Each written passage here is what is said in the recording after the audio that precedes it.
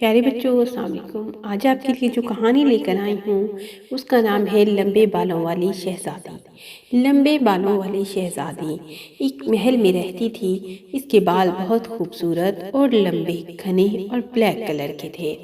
شہزادی ایک ندی پر بیٹھتی اور اپنے بالوں کو ہر روز دھوتی اور اپنا عکس چشمے میں دیکھتی تھی۔ ندی میں اس کا عکس نظر آتا، اپنے لمبے اور پیارے بالوں کو دیکھ کر خوش ہوتی تھی۔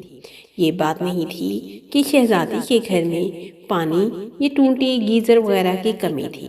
اسے ہر چیز کی سہولت میسر ہونے کے باوجود ندی کا پانی اچھا لگتا تھا اور اسے وہاں کچھ دیر بیٹھ کر ٹائم گزارنا بہت پسند تھا۔ شہزادی ندی سے اپنے دکھ اور سکھ کیا کرتی تھی۔ اپنی خوشی کی بات ہوتی یا کبھی غم ہوتا تو وہ ندی سے کرتی تھی۔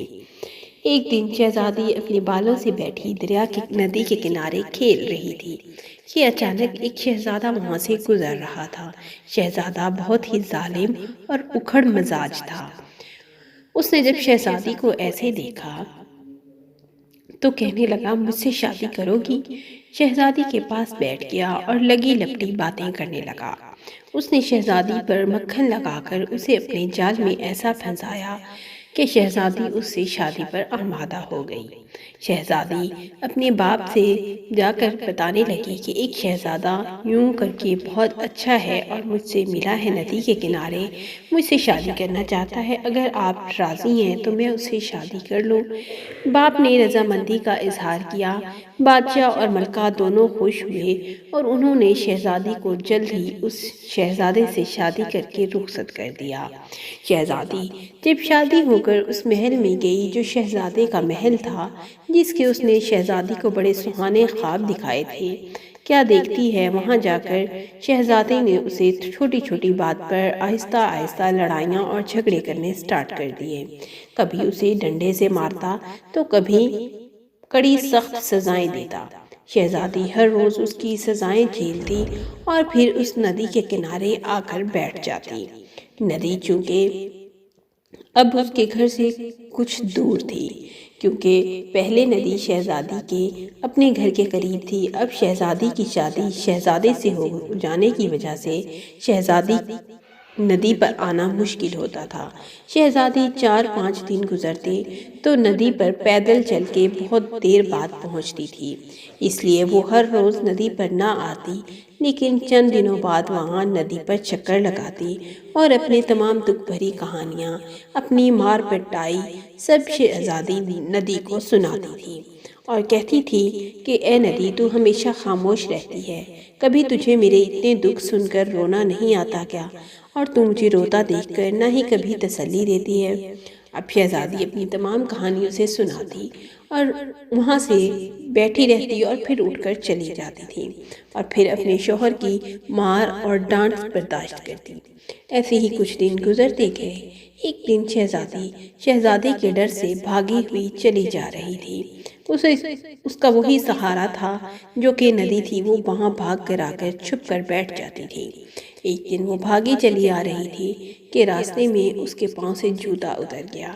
جوتا جب اترا تو اس کے پاؤں میں کانٹے اور شیشے، کیل چیزیں ایسی چبھنے لگی جو بہت سخت تھی۔ شہزادی چونکہ نرم گداز جوتوں کی عادی تھی، اتنی سخت کیلوں کو برداشت نہ کر سکی اور ایک درخت کے سائے کے نیچے بیٹھ گئی۔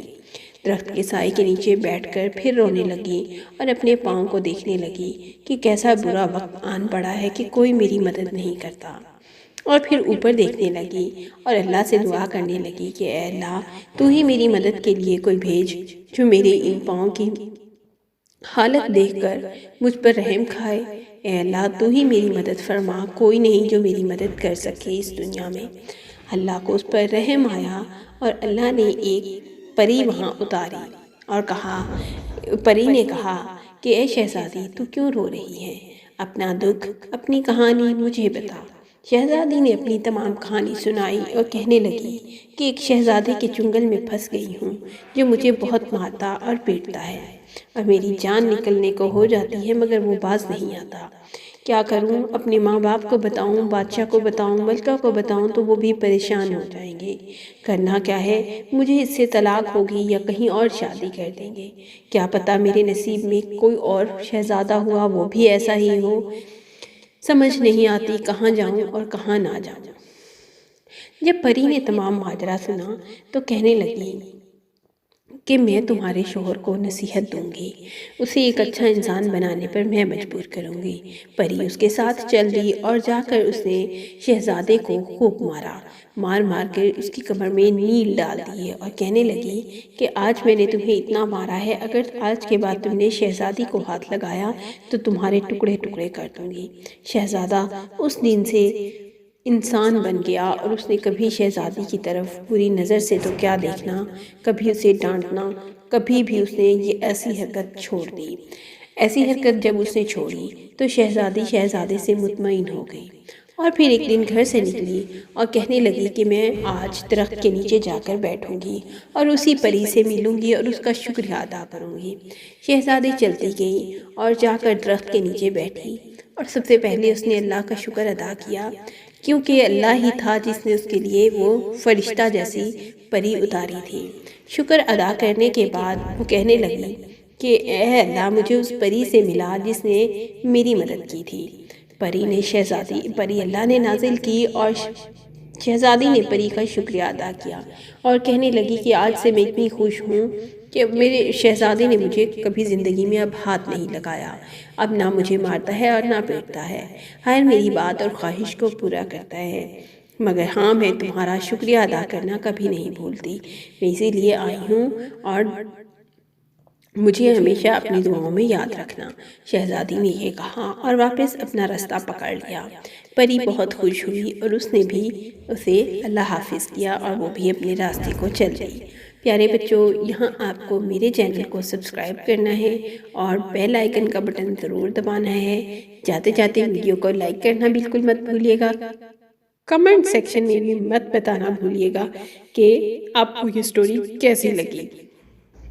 پرنسس سٹوریز کے لیے آپ کو میرے چینل کو سبسکرائب کرنا بہت ضروری ہے۔ پیارے بچوں، میں آپ کی سبسکرپشن کی ہر وقت منتظر رہتی ہوں اور آپ اس کو سبسکرائب کرنا بالکل مت بھولا کریں۔ آپ میں سے بہت سے بچے میری ویڈیو کو دیکھتے ہیں مگر سبسکرائب نہیں کرتے، اور کچھ بچے میرے فرینڈز سبسکرائب کرتے ہیں۔ آپ بھی سبسکرائب کر لیں۔ تھینک یو، اللہ حافظ۔